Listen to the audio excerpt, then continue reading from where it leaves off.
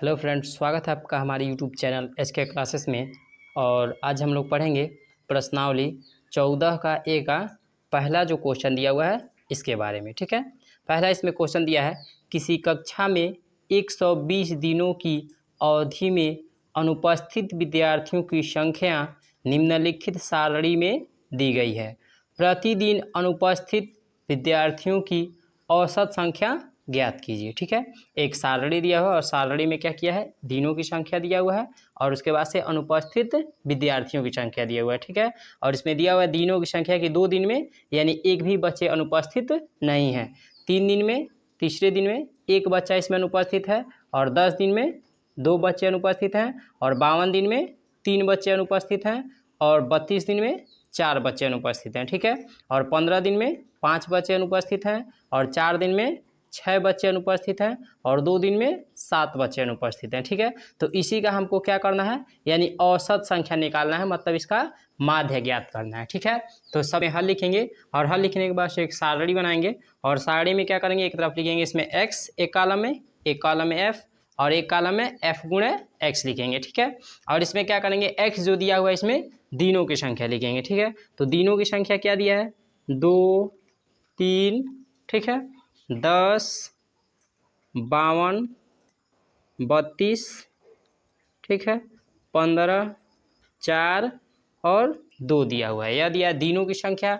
अब उसके बाद क्या हो रहा है, इसमें अनुपस्थित विद्यार्थियों की संख्या। ठीक है, तो अनुपस्थित विद्यार्थियों की संख्या यहाँ लिखेंगे तो क्या क्या दिया है इसमें, 0, 1, 2, 3, 4, 5, 6 और 7 दिया हुआ है। ठीक है, यानी यह अनुपस्थित विद्यार्थियों की संख्या दिया है। ठीक है, अब यहाँ पे क्या दिया है, f गुण x दिया है, यानी fx दिया हुआ है यहाँ पे। ठीक है, तो fx को हम क्या करेंगे, यानी जो x दिया हुआ है इसका 2 का गुणा करेंगे किसके साथ, यानी 0 के साथ, यानी x में जो भी अंक दिया है इस सब अंक को हम किससे गुणा करेंगे, f में जो अंक दिया है उससे गुणा करेंगे। ठीक है, तो इसमें 2 का 0 के साथ गुणा करेंगे तो क्या हो जाएगा, 0 हो जाएगा।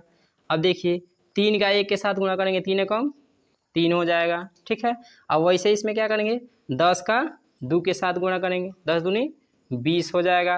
52 का 3 के साथ गुणा करेंगे तो 52 ये कितना हो जाएगा, 156 हो जाएगा। ठीक है, उसके बाद क्या करेंगे, 32 का 4 के साथ गुणा करेंगे तो 32 को कितना हो जाएगा, 128 हो जाएगा।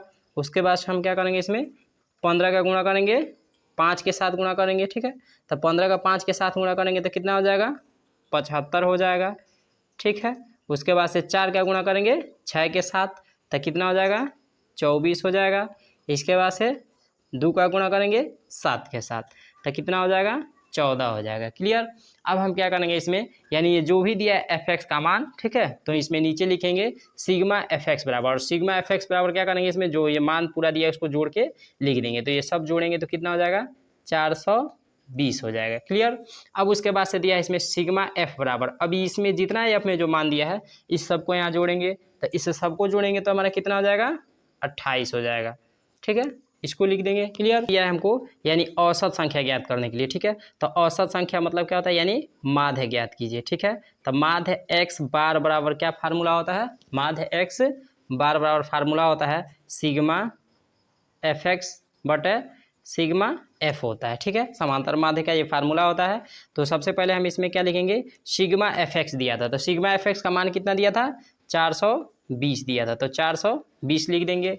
बट उसके बाद से क्या दिया था, सिग्मा f, तो सिग्मा f का मान कितना दिया था, 28 दिया था, लिख देंगे यहाँ पे। ठीक है, अब हम क्या करेंगे इसमें, यानी भाग देंगे, 28 से भाग देंगे 420 में तो कितना बार में जाएगा, 15 बार में जाएगा, तो इसीलिए हमारा कितना आ जाएगा, 15, इसका आंसर आ जाएगा। क्लियर।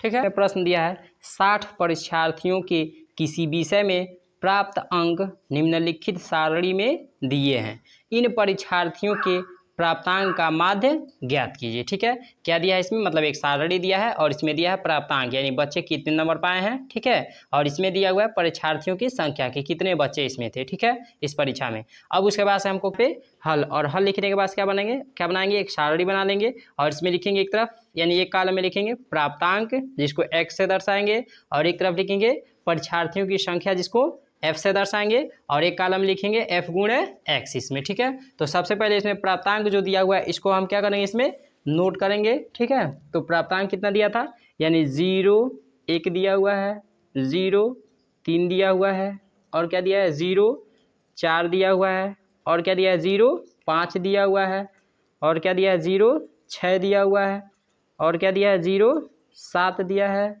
उसके बाद से 0 9 दिया है, उसके बाद से 10 दिया हुआ है, ठीक है। यह प्राप्तांक दिया हुआ है। और यहाँ क्या दिया है, यानी एफ में कि बच्चों की यानी परीक्षार्थियों की संख्या दिया हुआ है। तो लिखेंगे इसमें 02, ठीक है, उसके बाद लिखेंगे 05, ठीक, 07, ठीक, उसके बाद लिखेंगे 12 13, ठीक है, 12 13, उसके बाद लिखेंगे 10, उसके बाद लिखेंगे इसमें 10 के बाद लिखेंगे इसमें 07, ठीक है, उसके बाद हो जाएगा 04 हो जाएगा। क्लियर। अब इसके बाद देखिए इसमें क्या कर रहा है एफ गुणे एक्स, यानी एफ का जो मान है, ठीक है, यानी एफ का मान दिया है, उस मान को किसके साथ गुणा करना है, एक्स के साथ गुणा करना है, ठीक है। तो एफ का मान इसमें पहला कितना दिया है, 2 दिया हुआ है, ठीक है, और इसमें कितना दिया है, एक्स का मान पहला 1 दिया है, तो 2 का 1 में गुणा करेंगे तो 2 एकम कितना हो जाएगा, 2 हो जाएगा। क्लियर। अब इसके बाद देखिए कि इसमें क्या दिया है, एफ में दिया है 5 दिया है, एफ में 5 दिया है, और एक्स में कितना दिया है, 3 दिया है, ठीक है। तो 5 का 3 के साथ गुणा करेंगे तो 5 दिया 15 हो जाएगा, और इसमें दिया है यानी यहाँ 7 दिया है और यहाँ पे 4 दिया, तो 7 का 4 में गुणा कीजिए, 7 चौको 28 हो जाएगा। अब उसके बाद यहाँ पे क्या दिया, 12 दिया, 12 का 5 के साथ गुणा कीजिए, तो 12 5 कितना हो जाएगा, 60 हो जाएगा, ठीक है। अब इसके बाद कितना दिया, 13 दिया है, तो 13 का गुणा 6 के साथ कीजिए, तो 13 6 कितना हो जाएगा, 78 हो जाएगा, ठीक है। अब इसके बाद क्या करेंगे, 10 का गुणा करेंगे 7 के साथ, तो 10 का 7 के साथ गुणा करेंगे 10 7 70 हो जाएगा। अब इसके बाद क्या करेंगे, यानी गुणा करेंगे 7 का 9 के साथ, तो 9 7 कितना हो जाएगा, 63 हो जाएगा, ठीक है। अब इसके बाद क्या करेंगे, गुणा करेंगे 4 का 10 के साथ, तो 4 दाम कितना हो जाएगा, 40 हो जाएगा। क्लियर। अब इसके बाद क्या करेंगे, इसमें दिया है सिग्मा एफ बराबर, ठीक है, यानी सिग्मा एफ बराबर, तो ये जितना इसमें मान इसका दिया हुआ है इस सबको यहाँ पे जोड़ करके लिख देंगे, तो पूरा टोटल जोड़ेंगे तो कितना हो जाएगा, 60 हो जाएगा, ठीक है।